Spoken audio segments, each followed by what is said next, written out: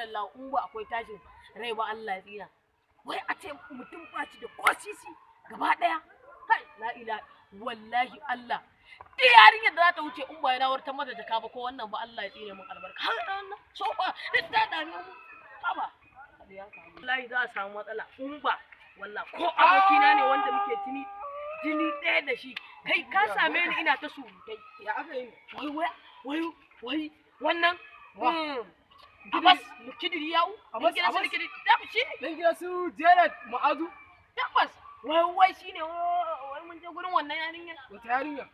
Ummi mana. Allah. Wai kawai yaron nan na ganshi ya taho ba wando wai dan wai kawai ta so shi. Yaron nan mu kuma munafiki ne. Gajeren wando yake sawa. Kaucin ci nake bi. Buni ka ganshi da gajeren wando. Ai ni sa wai dan ya ina sa ni ma dress nake sa dan 250. Wallahi ai nake ga ma da na te. Da na te. Ai kai dai bari ai wallahi ko ai yadda na tsana Abbas din na ko idan na gansa kamar in yanka shi ni markaji idan na gansa ko a yanzu idan na gansa ko ban san irin naushin da zan mai ba ma wallahi Allah ni saboda gajeren wandon nan da yake sa aucin shi nake gaba ɗaya aucin shi nake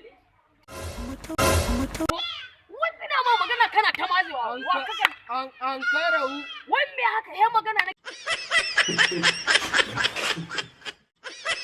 idan ya tattaki kuran ruwa bai san wannan ba nake yi ba wai ina ma magana kana ta mata wallahi gaba ɗaya wannan bai san harka ba